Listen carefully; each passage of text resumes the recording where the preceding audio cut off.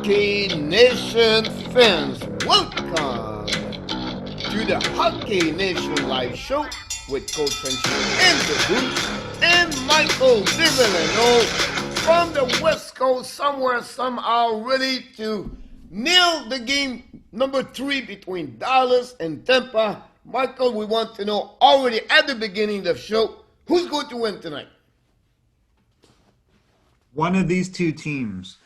I think you are right again. Oh my God! But I was you was but right the last game. We my are right the last prediction game. at the end of this game, it'll be 2-1 in the series. That's a second great statement from you. I think our fans going to be happy to know that one. That would give them a really good indication who's going to win tonight. But before we go there, and honestly, it was just like joking with you. I have to give you a couple of things what's going on the injury side, and then we're going to go a little bit deeper about why Dallas is going to struggle, or why the reason right now they are struggle. Whatever the series 1-1, whatever happening at the first game they win, what happened the second game. But Blake Como is a day-to-day decision tonight. Same situation with Radek Faska. I think Faxa is a one element of the piece of the puzzle of Dallas. Hurt the team right now. Yeah, a little bit. I think it's a one right, satisfy the third line, play well as a center, and that's maybe something. Now, Blake Como is another piece of the puzzle on that side, honestly. And then on the Tampa, honestly, the biggest name and the one is always coming game after game is always Steven Stamkos. He's close and closer and closer to be in. I don't think so. I'll be Whatever. honest with you. I'll be honest with The you. season's over, Steve. You're either playing or you're not. I think Tampa is waiting to see what the direction that series going on. Like if they are I don't, 2-1. And remember, the game 4 and 5 is the back-to-back. So all single is ready to go back-to-back? I don't think so. I believe him. He was showing up game number 5. he's gonna get in so he can get his name on the Stanley Cup because he's not ready to play. That he had ab surgery in January? So he had an ab tear, and for that to be so severe that he needs surgery, that's a hernia, like a serious hernia, and so But again, all the it's no people joke, that right? he Like that's a it's serious very injury. close. It's just one step to get in the game. But my prediction, him to come in. Yeah, I still want- I think he's gonna have an emotional impact, maybe not necessarily impact on the scoreboard. And if they're putting him back in, it's got to be low risk. That's what you got to interpret from this because he's not ready. I think it would be a good impact on the power play. I don't know if he's gonna have any impact in the game. I mean, I think that surgery is no joke. But they don't bring a player, just bring a player. He bring a player when he's ready to play, and That's why he hasn't played, man. I He's think not that's ready. the reason why he will bring. I think he's going to Not be a ready. great factor on the power play because they struggle a We'll lot, see. and they play a left on the right. That's make Yeah. another by whatever Palat score on the backdoor pass of Kisharov, the second goal of the last game. But I think St. Goal at that point is at that side of the power play, helping a lot. That he's going to helping the power play change the physiology of the power play also. I think it can't be. I think he's just like not ready to play, and he won't be an impact. But if he is great, I think here's the reality: how many periods have Tampa won in this series? On that series, I think right now they are almost even. Yeah, I think it's close, but I think they've kind of won 2 for sure, and that's it. Like if Um, you look at the game one, they probably were asleep the first 2 periods. They dominated the third. They dominated the first and the next game, and then the last 2 periods it was Dallas. So the last third period, Benasui was more like even because Dallas did maybe not win more on the third period. that's why it's like it's kind of on the bubble, right? So Yep. we got a super even series at this point. They Now scored here's 3 goals in 6 minutes, and then they were asleep the rest of the time. now I did some search this morning, and I'm going to give you some indication of what Dallas struggled and tell me more about what your impression about that one. So Dallas Star, I'm going to start with Tyler Seguins. He has one assist in the last 11 games. Now, I think he's changed his game. I think he does a Still, lot of details yeah, during the game, right? He played well in defense. He's getting but back check. He does. He has 51% face off. It's pretty yeah, good. He does a lot of things what it's not on the scoreboard. This is this soul. This everybody knows that. yeah, But you but need more. you But you need way need more from this guy. or you I mean, they need don't. more on the offensive side of Tyler Seguin to not only one assist on 11 No, games. it's ridiculous. The guy gets 20, 21 minutes a game. Just because he's playing two ways for the first time in his career shouldn't mean his offensive game goes completely out the window. If I feel like right now he's on the slump, like Claude Giroux was, like a mini player from It's so Philly weird. was there. So he has one assist on a game. Second He had a player, bad year overall if you go by his impact. If you look at last year, they had 13 playoff games. He had 4 goals and 7 assists. He had 11 points. He had more points and more goals in 9 fewer games in the playoffs last year than he has this year. You can't tell me he's more effective. He's had 10 penalty minutes this year. but that's my point. So my point to you is that He's just, I don't know. I don't know what to do with him. then Do you yell at him? Do you bench him? no, you cannot. He's your best. He's played well. He's just not score. You know what I mean? Like the Flyers cannot set the Claude Giroux just sit on the four line. You need a guy like him to carry on the team. He just need to bring more productivity on offensive side. A little bit like what Anthony Cirelli does right now for Tampa. He has only 6 points. So my second player is Corey Perry. 0 point in the last 11 games. I don't think they care about points from him at this point. He's more of a pain in the ass than anything. His offensive days seem to be behind him.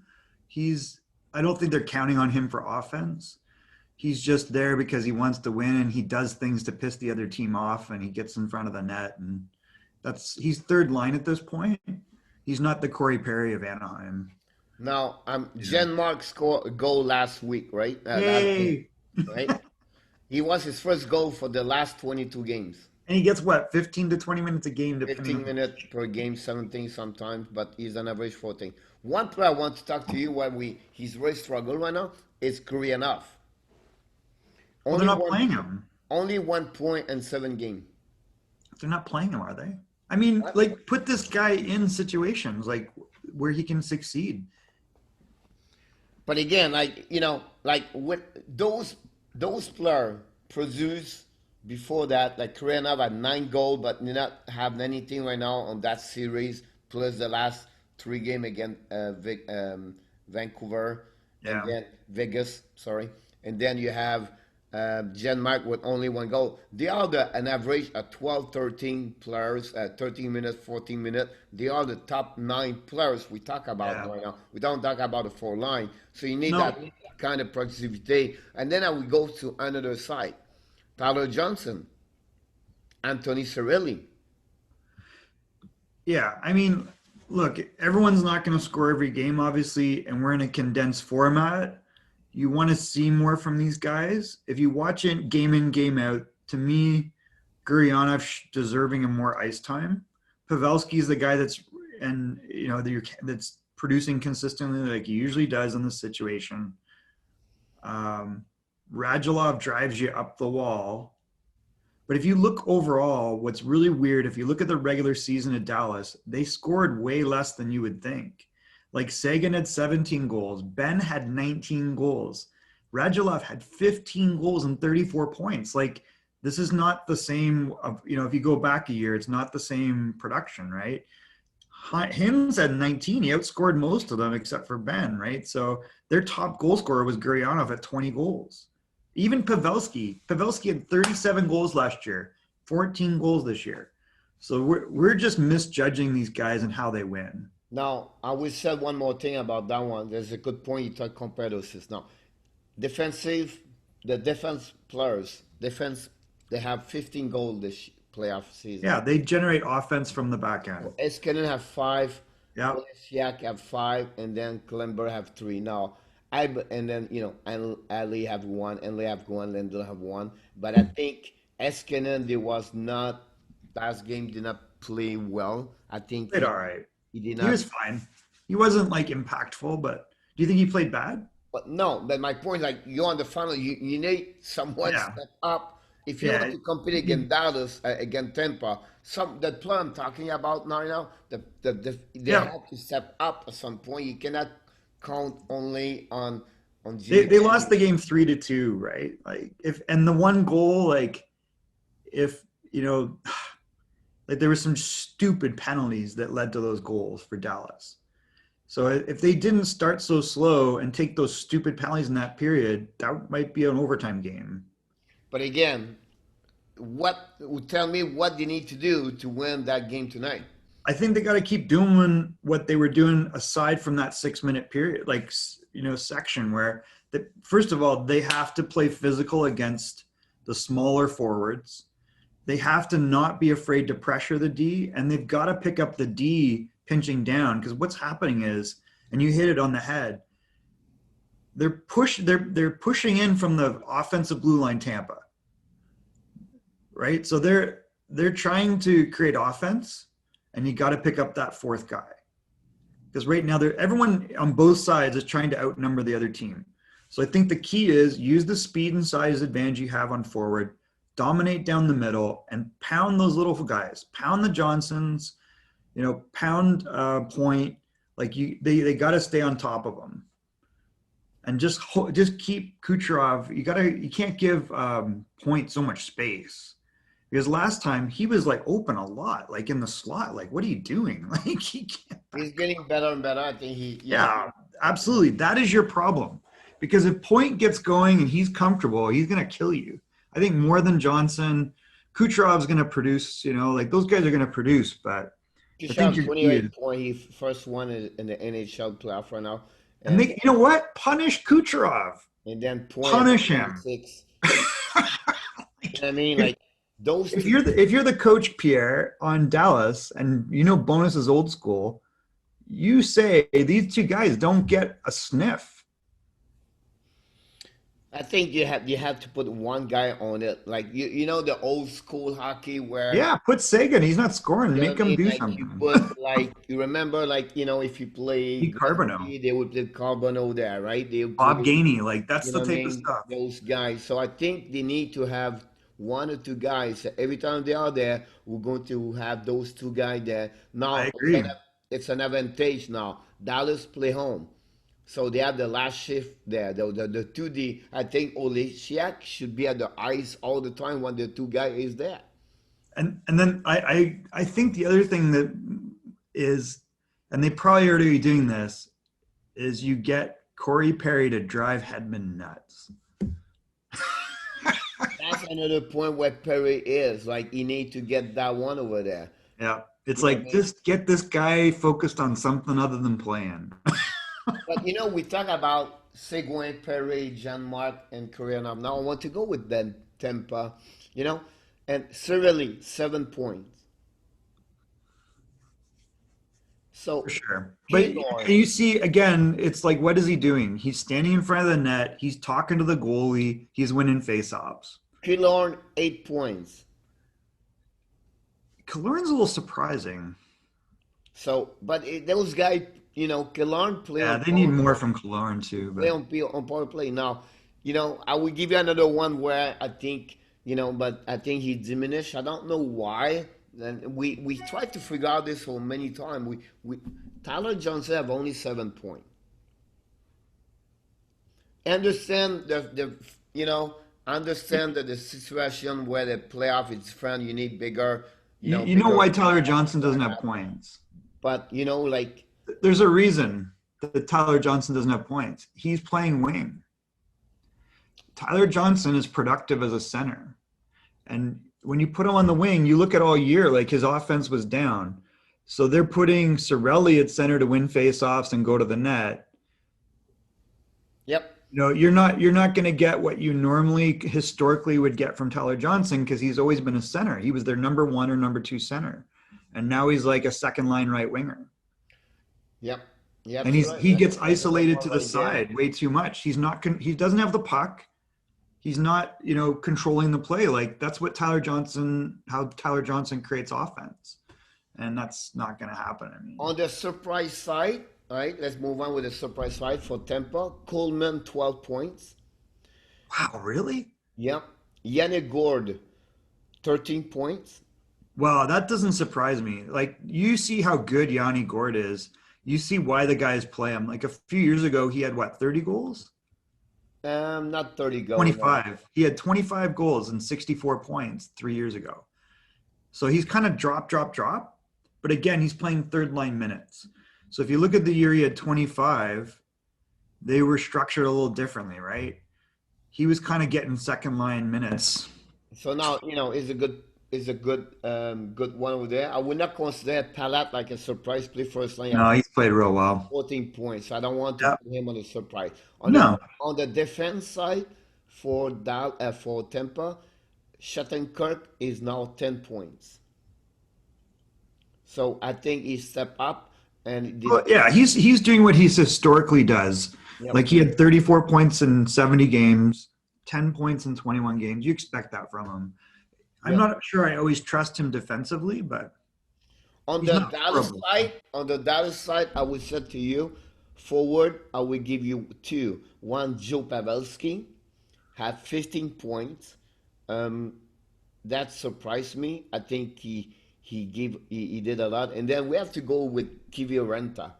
Kiviranta had five goals in 10 games. He's Yeah, played man. well.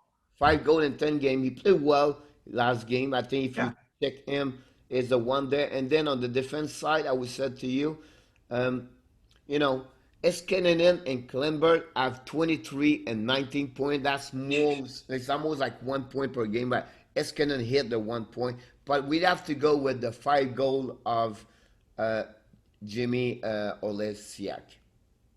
He Yes, got 3 goals all year. they have 8 point on the. So they are the players like one they Stepped up, yeah. struggle and one they have there. And finally, I will say to you tonight, Tampa will step up more tonight. I really believe the distance of the series is going to step up tonight, and I will go with another 4-2, maybe With 4 Tampa. win from Tampa tonight. Yep. Again, we always been wrong with Tampa and Dallas. But again, I will. It's tough for me to say right now. I feel like Dallas is, if I look at period by period, that they might have us an advantage. They had a really good second period. You're right. The third period is probably a little closer, and you can kind of toss it up. So maybe it's even. If you go by that, to I'm gonna go with Dallas tonight. All right. That's what I we are. That's think it's what a we are. toss up.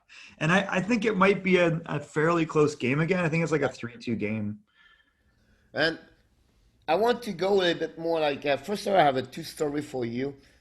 Before we jump on the goalie situation in NHL, there's a great story about Tampa pick up Pat Maroon, Blake Coleman, Zach Hmm. Bogosian, Yep. and Barclay Goodrow. Oh yeah. And that's what they build their team. And Luke Shen, um, so they have five players. But I want to talk to you where Blake Coleman is born. Where is Blake Coleman born? I don't know. Is he an American player, isn't he? Yep, he's born right there in the Dallas at Plano. Oh, he's born in Plano, Texas. Yep. So Oh, really? when he Okay. was 3 years old, the Minnesota North Star moved in Dallas, and his grandmother bought his season tickets, Oh and wow. he went to the hockey game when he was young. He grew in the Dallas area, That's and awesome. so the mom they had the family always been a big fans of Dallas Stars, so they are going to win the Stanley Cup this week anyway. Honestly, well, maybe they will wish more for Blake win it for sure.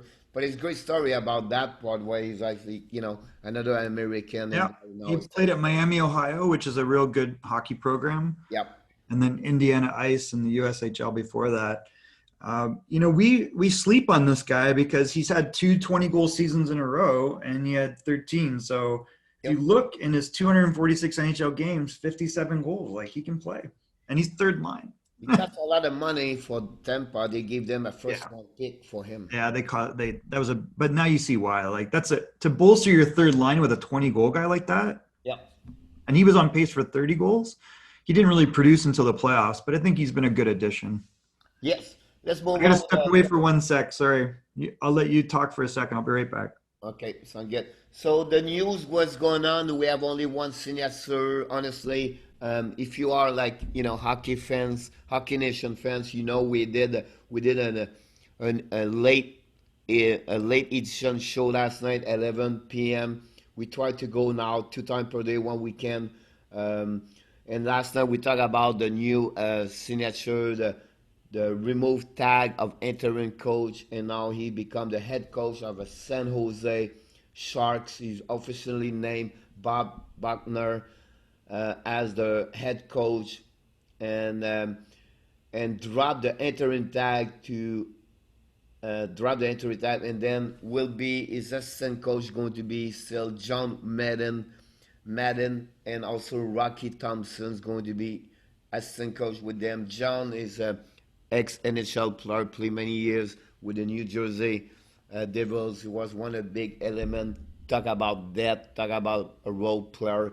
John Madden has a great hockey career, and so that's officially done deal for San Jose. So that's another job out for to like the one have no job as a head coach right now. So that'll give a chance to Bob. Bob was the head coach for Florida Panthers for 2 years before he got fired, and then he went to San Jose as an assistant coach. He has like a great career as a head coach with the junior OHL. Um, Michael co-host with us, talk about him yesterday, last night, about his career with OHL, and he did very well, Memory Cup. So that's a great news for him. Talking about signature, the Montreal Canadiens this morning, about 1 hour ago, signed Jake Evans, a 2 year contract for Evans. Jake Evans is a great story about him, but he played a couple of games with Montreal last year. He became a little bit what Philip Dano did. Now, I don't consider Jake Evans as a Philip Dano, but he's a two-way, great young players. And I think it would be a good addition for Montreal. And the lineup is going to fight for the maybe a job with um, Ryan Poland, honestly. So we'll see what happening with Jake, but I think Montreal did a good job to sign up him um, this year, like this morning, honestly. Other rumor, what's going on around the league. One thing we talked yesterday about the Bill Armstrong Yeah. new name of manager of the Arizona Coyotes, but one story about him. First of all, he did his press conference and he talked about changing the culture of Yeah. Arizona, completely bring maybe shocking the culture or shocking a couple of players, not thinking they're on vacation or play golf or thinking to go, but more that I mean, we know. Oh, Phil Kessel's gone, man. I think some players right now take it very Hi, seriously. Phil Kessel. You know what I mean? Like, you have no reason. If Tampa Lightning doing this very well for many years, have sold out and they do well, they bring the right players, everything like that. I don't understand why Florida Panther cannot do that. I don't understand why Arizona they cannot do that. Produce great team and winning team year after year. Hopefully they will learn from Tampa. But also I want to mention to you, they will remain Steve Sullivan as an assistant GM for with Bill. Good. You And know, like also, he's a good up and coming hockey executive. The guy's yeah, run an AHL team. He played in the NHL for a long time. I think he's a smart guy. I'm yeah. glad. I was worried about that, you know? And then they will also Scott Walker will be a special Oh, assistant really? to him, and he will assist Sullivan and running the draft every time that. And I So think, Scotty Walker, as you might know, coached in the OHL, yeah, and he coached the Guelph Storm and he won the OHL championship. Like he's a real he so has he been with Arizona since he left Guelph? I'm not sure. I'll be honest with you. I did not have like I did not follow. I maybe have to look about him. But That's a name I hadn't heard in a while. yep, he was retired 10 years ago. He still have a great, first of all, Sullivan and Walker played with Nashville together, if I can recall it. Yeah, I think you're right. I think they played together.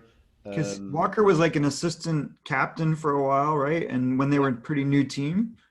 So then Sullivan should have been there. Yep, Steve Sullivan was there when he was there. he So was there. I know. yeah, So that connection over there. I've been there.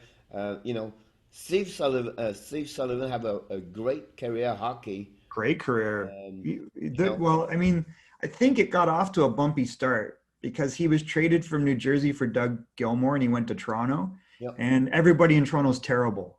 Just ask the media, just ask the fans. yeah, So he yeah. was a young guy that was really highly talented. And he was there during, I think, the Pat Quinn era.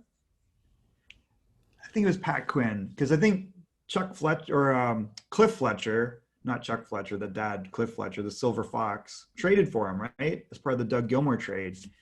And, he had, if you look back at his numbers with Toronto, he had 40 points in 63 games. And I don't think they got anything for him.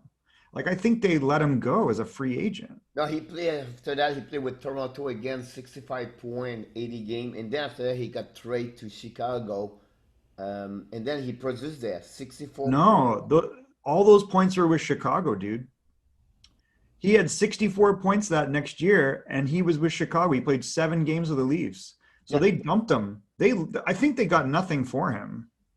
but my point is like he got 65 point a year prior before the Toronto sent him. He was No, no, he had 40 points. like Yeah, look that's like they never gave the guy a chance. So if you look look at at 99. yeah, if you look at 99-00, he had 7 games and 1 point with Toronto. The year before, he had He 40. put him like 80 point, 80 game there. No, no. So here, look, you can see. If you look at he played 63 games in 98-99 with the Leafs. He had 20 goals, 20 assists. And then he played 7 games with the Leafs and 1 assist. And then they let him go. And he had 64 points in 73 games with Chicago that same season. Yep. So if you look at what they got for him, I think they got nothing. He claimed off waivers by Chicago from the Leafs. So they just dumped the guy. Wow.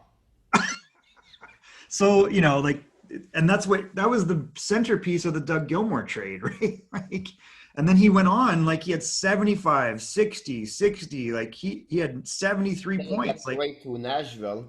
yeah, he had, well, but even Chicago, like, and it was interesting because I think the coach, the year that he got picked up, I think it was Alpo Suonen.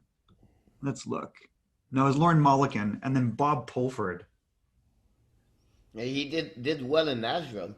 He did great in Nashville. Like this guy was a point a game player. Yeah. So the year after, it was Alpo Suonen. I don't know if you know Alpo He Suonen. won over 1,000 game in NHL. Yeah, the guy's like a great I player, mean, but he's a guy they always 7 underestimated him, right? He's been like, a great hockey player. Great player, and he's been a very good executive. Like Yep. he's never left the sport. Yep. No, you're Anyways, absolutely right about that. I'm glad they kept him. Yep. That's a good news. I think with Bill Armstrong, he's really smart. I think this organization can shift a little bit more and see what's happening. They're not far off. I mean, Now we have to go with the player loan, and I think on the overseas we talk about this for many days. We know that's going on because we know the story about AHL, NCAA, everything like that. the Calgary Flame. Maybe you can talk about those prospects Crazy. if you don't mind. Hitu Tuolola. I'll tell you something. Well, we had him in Everett. Really? A2. Yep, he was our import player. He was real good for us. He's like 6'3", 6'4". He's a big kid. He works really hard. He's not an amazing skater. He's kind of got a stiff skating style. Okay. He can score a bit. He's a power guy. His skill level is not amazing, and his skating's a little choppy. So he left us, and let me think about this. He's a great kid, by the way, like awesome kid. Um, yeah, I think I don't know if he would make the NHL. But anyway, he's going to actually for Sweden, legit right Yeah, now. Then another he's others prospect, Raphael Lavoie, signed a loan to. I think he's a dark horse guy, man. Like he's a big tall kid. He's kind of wispy. He's got real soft hands. You've probably watched him. He's in the queue. Yep, I really like that draft pick for Edmonton. he was not I draft. think He was he's not prospect. I was he believe signing? Lavoie was not draft. Oh, he wasn't. Did they just sign him? I could be wrong. No, I think they picked him. Lavoie? Yeah, they drafted him. I think he was a second pick or something. Really? Let's look. Maybe I'm wrong. Yeah, he was drafted in the second round, 38th overall. So he was drafted by Edmonton.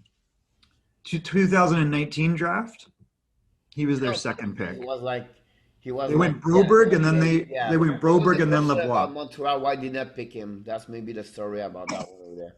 Honestly, I'm If sorry. Montreal doesn't draft him, he's not drafted.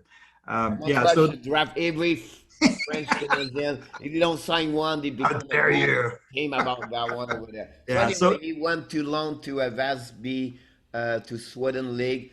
Now I'm just curious about this. I need to check. Is it the son of Renaud Lavoie, the big reporter from TVA Sport?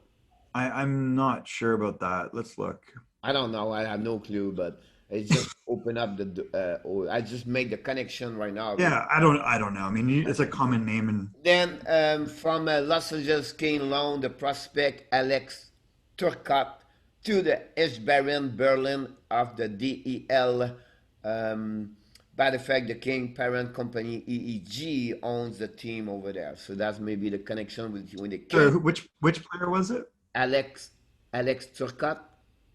Oh, really? Yep.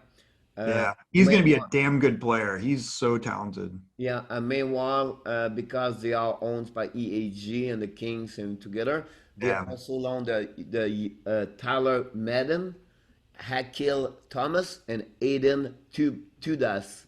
Wow, really? Aiden Dudas too. Yep. Aiden Dudas is a sleeper there, by the way. Like he had a really good rookie camp here. So they and in the new Great Rinks, they did the NHL summer tournament, which was like San Jose, LA, Anaheim, Phoenix was there. He looked really good. He's not a big guy, but he's a good player. Like he has a high skill level, and he's a quick player. I like him. Akil Thomas played for Team Canada. Yep. I think he's a real good prospect. I'm not sure what his top end is. I kind of think he's going to be a third line guy with a little bit of flex, up. What was the other guy? Tyler Madden, is it the son of John Madden? It is, yeah. He got and they traded for him, I think, right? Or they signed him as a free agent. It was one of those two because he let me think about that. I But just talk about John Madden. I don't know if you. no, that's the same. That's his dad. Okay, I just mentioned John Madden. He keep his job as assistant coach with San Jose. Oh, he did. Yeah, with assistant coach Rocky Thompson. So I'm at the time, maybe the time he left, couple of minutes, I talk about Madden. So I just want to mention. So yeah, like Tyler's a '99 born player. He was born in Florida. Of all Yeah, places. because his dad play here. Yeah. His dad was a real good pro for a long time, and he went to Northeastern. He's a weird one for me. I'm trying to project if he'll make the NHL. I gotta think he'll eventually break through, but I'm not sure if it's gonna be with LA. I It'll be mean, hard. Yeah, it'll be hard for him about that. And the last player I forgot about mention about the King, Jacob Hankham. They all belong to the same thing I mentioned earlier, the East Berlin, and the DEL. Let's Man, go that on. that German league is producing players, right? Yes, Like, they're going to get better and better, and more player, more league, would be great because all the players are lonely right now. St. Louis Blues send the rookie Clem Costin to Avant-Garde in the KHL. that's really risky. Yeah, and then finally I- Winnipeg Do you, Jets. do you know much about Clem? About He who? Clem? Clem Kostin, Team. I think he was drafted by first round, but at the the end, last pick, I the think, last by pick St. for Louis, that. maybe. Yeah, Hehe's like 6'3". '99. He's a big player with Yep. a lot of talent. And I think he started to come on. I think it's weird that you send him back to Russia because I don't, he's a risk that he would stay. I don't know if they treated him the best there before, He but played 4 games over there. He played for the Blues last season, 4 games. yeah, That he one he was goal. just coming on last year in the minors, and he was a dark horse, I think, to maybe stick. He's Because when 21 you years watch old. him, He's you're still like, young. wow, this guy could be something. Like Yeah. because he in his draft year, he had a really bad injury, and I can't remember if it was a concussion or a knee injury, and his draft ranking dropped, and he was kind of behind. But Yeah, he's a it's big right. guy with a high skill level. Like he's interesting. Yeah, it was the last pick of the 31 with St. Louis Blues. So that's a Yeah, I'm curious. I would keep my eye on him. He's an interesting player. Winnipeg Jets, lone goaltender Michael Burdin to the SKA of the KHL. Okay. That's the last news we have. Talking about the goaltender, Michael, every time we shop here, Hockey Nation fan, we never talk each other to tell, oh, we're going to talk about this, we're going to do about this. The last news before we move on. Um, it's Nicholas Hadj Marson for the Oh, Arizona. Jalmerson. Yeah. Yeah. Did not waive his trade clause, so he wants to stay to Arizona. So just want to mention Why? he doesn't want to get traded everything like that. Now quickly we have 20 minutes. We're going to sprint. I have two great things to talk about. You're going to love it. But Okay. before that, I want to talk about Markstrom, goaltender for the Vancouver. If he's not going to sing, I'm going to give you a couple of name team he could go, and let me know what you're thinking about that one over there. Markstrom is really a big name, talk every day on all the radio sports show on the West Canadian cities right now. Uh, I believe for me, Max Strom is going to return with Vancouver. I don't see what Vancouver is not going to give the money he's looking for. But here's Yeah. the situation with Calgary Flames. The situation with Calgary Flame is a one destination. The reason why, because Cam Talbot is a UFA, and I don't think so. He's way better than Talbot too. I think so too. I think they will let him go and then sign Mike Strom. And we know already the this year it's really a great year for goalies, Not bad. Yeah. USA, and they have a lot of possibility to get Yep. players right there. The second thing they talk about Mark Strom destination is about Edmonton. I was gonna say Edmonton. Like if I think if you're Edmonton, you hope this guy goes as a free agent because he would solve a lot of problems for them. Like they're pretty set at most other positions. If they can get him as their goalie, oh man, that could be a great I final think so. piece. I think they already have cushioning at $4.5 million. I think a little bit pay high for a second goalie, but it's possible they can trade cushioning at some point. They get a number one, strong number one goalie. What do you think Markstrom will get in free agency? Like 6, 7? Maxstrom, Yeah. because he did play well for the last 2 years, more last year. I think he's Yeah. close to 7. Yeah, that's what I was kind of wondering. So then if you've got him at 7 and you've got Koskinen 4.5, it's 11.5 for goalies. It's not that bad. It's like But here's I my don't mind point. that. I believe me. I believe if you're Edmonton right now, Ken Olin, you do everything to get Pietrangelo. And I'm telling you right now, look I don't Tampa, disagree with you. look Tampa. They have Kucherov, Point. Who they have? Edmund, Oh, of course, yeah. right? They don't have that elite defenseman So Edmonton, I'll be honest with you, they need Pedangelo. They need a quarterback. They have the two great for sure. horse over there. Give him more money to anybody else. Go get Pedangelo, and I'm telling you right now, you're the final Stanley Cup next season with Pedangelo right there. I think you still have an issue in goal though. So you got to get a cheap number one. Listen, they have so many good goalie right now. They go That's to right. That's what I'm saying. Like you need UFA, something. and they are It can't not much be money. it can't be Mike Smith and it can't be Talbot. It's got to be someone, and even Braden Holtby might be a problem. Like I don't know. I think you need someone that can play 45, 50 games. I got two names for you right now. Yeah, I have Corey Crawford, that's the one I was thinking of. right? And then you go to get Marc-André Fleury. That's the other one I was thinking of. But you got to get Flurry they got to get Vegas to eat some salary, They will eat salary. even They if it's find 30 out Robin points or 40 Lerner, points. or Like, you turn around to get Lerner, but Lerner is going to ask $6 million. well, if you can get Leonard for 6 million, you do it. But I don't think he's going to leave What the Vegas. salary probably you're going to get with that money. So I believe you can get Lerner at $5 million, and you promise I like, don't know. I think Leonard's up in six no matter what now. And I think Vegas will dump Flurry to do that. of course, I really Um, believe that's the move. Now the third team I want to talk about Markstrom, and there are those teams looking for the goalie. That's for sure. We talk about Markstrom possibilities to go there, but at what the about same time, Toronto? those locations. The next team is Detroit Red Wings. You go to them. Well, I would, please go get a guy like that. Like, who was the last great goalie in Detroit? Dominic Hasek, and he was old then. Mike Vernon. He was junk. Mike Vernon. How long ago was that, Pierre? That's 1997. So Chris Osgood. Chris Osgood was good, you know, and I think he's underrated, but he's not like Hasek's the last star. It's great you talk like this because when we talk about Calgary, I think the last great goalie over there was Kiprasov.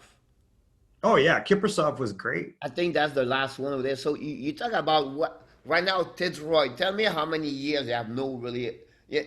I'll be honest with you. I think you're hard on Jimmy O'Ward. No, he's junk. I think Jimmy O'Ward was a good goalie. No, he wasn't. I think he was a great goalie. Totally overrated. Not the Listen, way if you want to know how good he is, when you have 30 teams, right, and your goalie is ranked 33rd every year, he's not a number one. I think O'Ward is better what you think. I don't say he's a great goalie. I think he did a lot of good stuff for Detroit. Did nothing. Did absolutely nothing. Worst era ever. No, I don't think so. I think What did he win? He now you won. talk about like a fans for Detroit. It's a little bit like I would tell to you, Carey Price is not good. I don't compare as good. You comparing Howard to Carey Price is like, Price did not win anything in Montreal. well, there's a big difference. Like if you look at the years they had Howard, they had some very good teams and they underachieved. They never won anything with that guy. And he is notorious for giving up bad goals. It's like you're up 3-2 and suddenly it's 3-3 with 2 minutes left. Like it's ridiculous. So his Anyway, stats so look. Detroit. So my question to you Move on, no more Jimmy Howard. O'Ward, about him, Markstrom all the way. who do you think if he don't get Markstrom? I really believe Markstrom go Vancouver, but what are you looking Yeah. for if you don't get another goalie there? Where? Detroit. Anything. I mean, they might take a chance on a Holtby. I think he's kind of over. He could, they could try for a Crawford. What about Cuban? Well, if Kudobin's available, they would definitely take a shot at it. But I think that's a He's a UFA. he is, but like you're counting on Bernier and Kudobin. That doesn't get the needle very far. Do you They get need Ben to make a Bishop? run at a Matt Murray. Do you get Ben Bishop? Nope. Matt Berry would cost you money. It would cost you Detroit right now to get a first round pick. I think is wrong. I think they could package up like a Dennis Cholowski and a second pick. And they've got a real good prospect that kind of didn't have a great year, but should be good, which is Philip Larson. And they All right. also have Petrozelli. So I think you could put something together to get them. Like Okay. a Detroit second round pick is kind of like a first pick. So the next transition for the last two, we have to move on. We have a couple of things to go. Markstrom talk about Buffalo. It's another direction about they can go there, and then finally Carolina.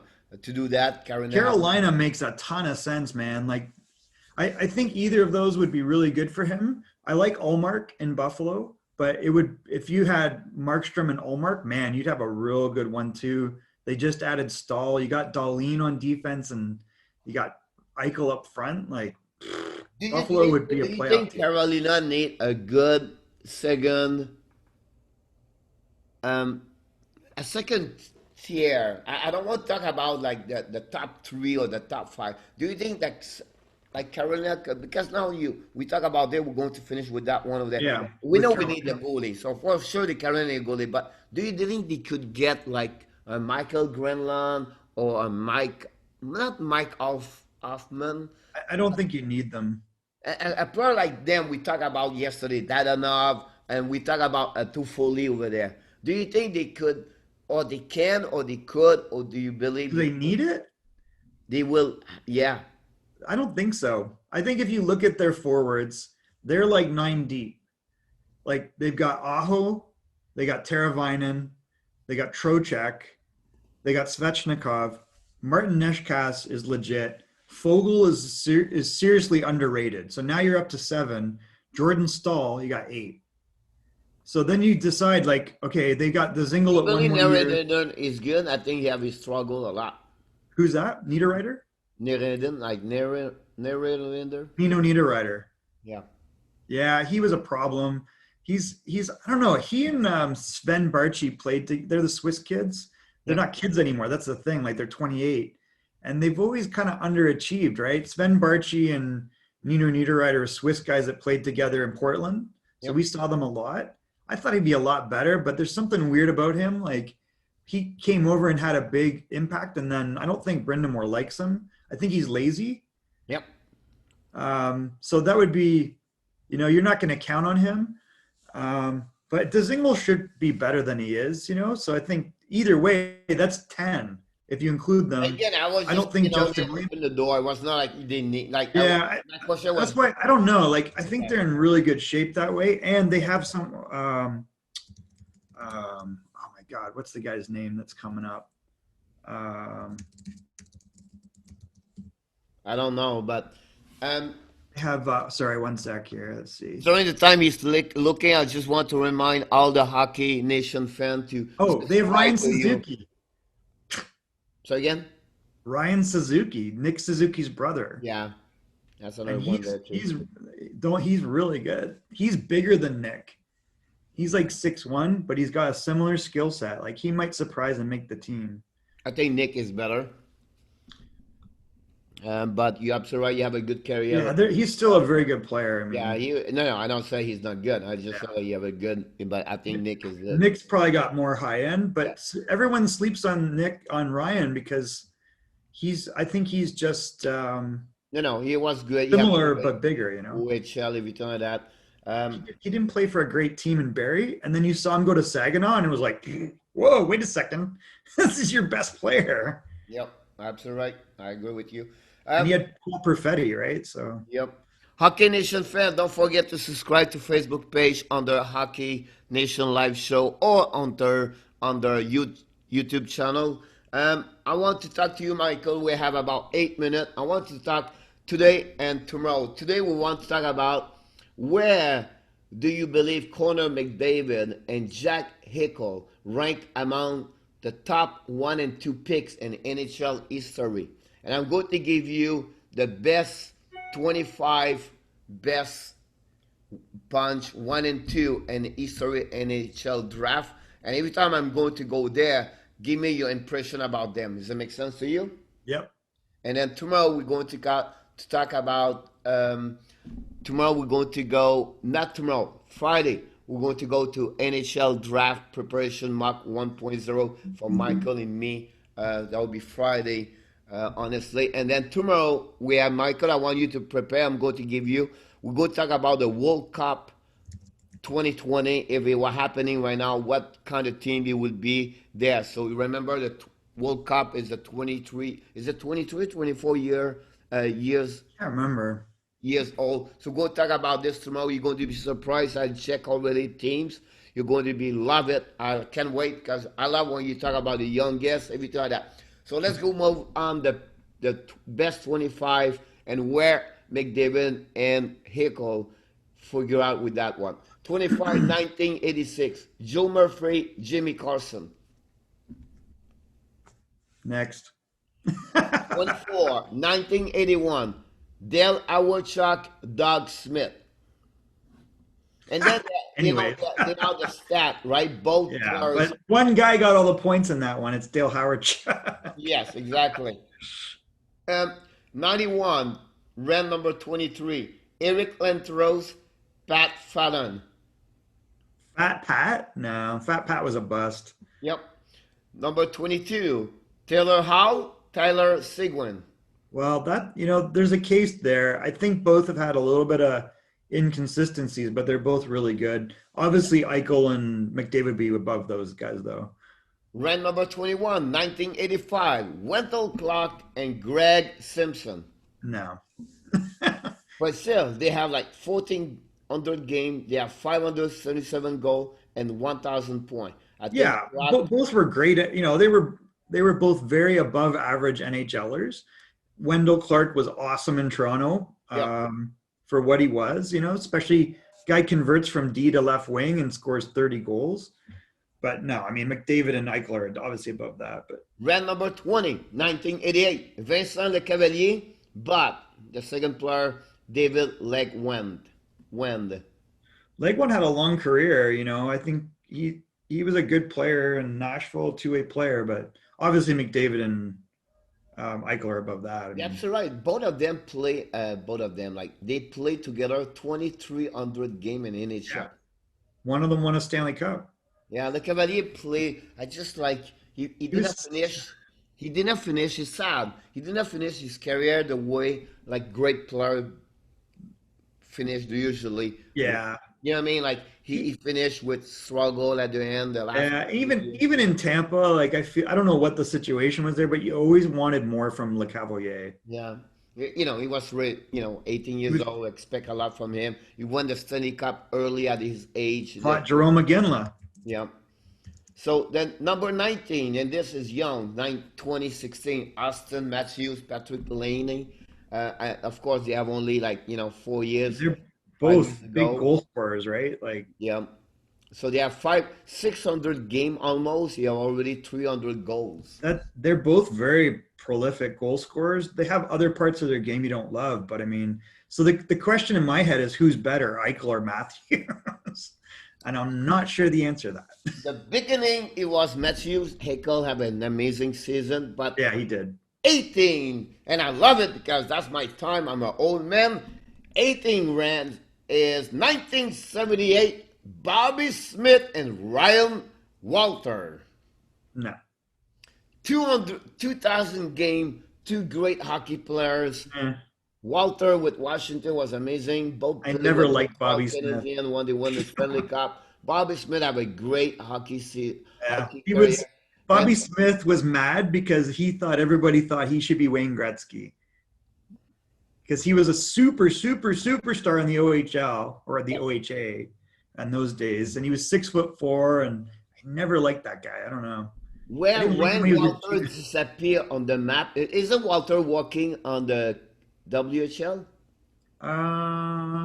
he was broadcasting for a long time, wasn't he? Then Bobby Smith he's still in the hockey. He's in Yeah, junior. he was a GM in Arizona for those Kachuk years, right? No, but now he's involved with the junior in on the East. Not Acadie, but he's involved with hockey with there.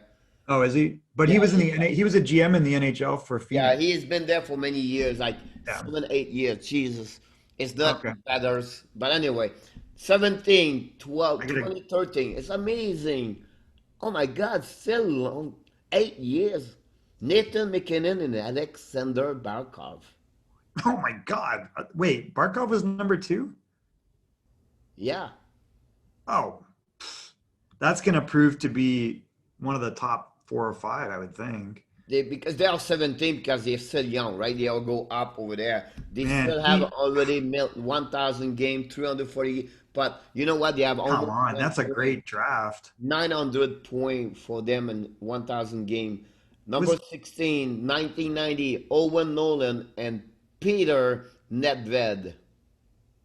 mm, but that the top four in that were really good. Primo was after that, and then Ricci, right? Yep, yep. Yeah. And then who was after that? Yager. That's all right.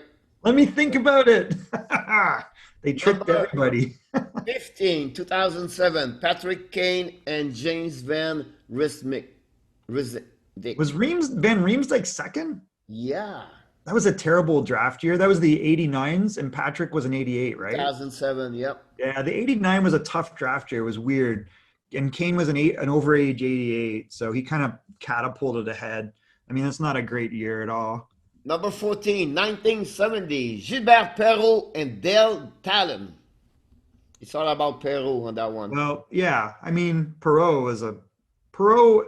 Here's my comparison. I gotta jump soon, but Perot and Sergei Fedorov.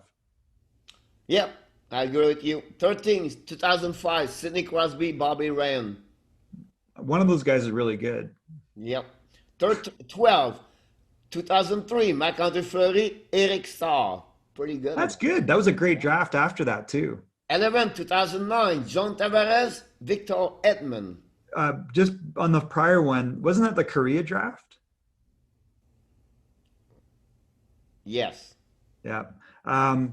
Sorry, Hedman and Tavares was a great draft. I think so too. I think I read one. 10, 2001, Oh, by Ilya. the way, Hedman was a 91. Tavares was a 90. Tavares had to go back to junior for a year after scoring 72 goals. And he was like, why am I here? You're right. Absolutely right. I Those got to guys you jump on this. cannot play in Europe. Number 10, 2001, Kovalchuk and Jason Spencer. I don't like either of them. 9 rank, they are 2015, Connor McDavid and Jack Eichel. Wow. 8, 2008, for 2008, Steven Stamkos and Drew Doughty. Doughty, yeah. That's going to prove to be real good, but I think McDavid and Eichel will be above that. 1973, Dennis Potvin and Tom Lisiak. Both great players. Tennis Potvin was the pick of my cousin, Jimmy Devellano. I got to jump, unfortunately, on this other call. I'm late. 1988, Mike Modeno, Trevor Lindo. No. 97, Joe Thornton and Patrick Marleau. Pretty good. 87, Pierre Sergent, Brenton Shanahan. 84, That Mario was an interesting Kurt one. Mahler. That's pretty good. 2004, Yeah, well, one guy. Ovechkin, Malkin. That's the one I was going to bring up. Like, that one's an incredible one. The number one and the last one before you go, 1971, Guy Lafleur and Marcel Dion. Oh, shoot. Do you know how much?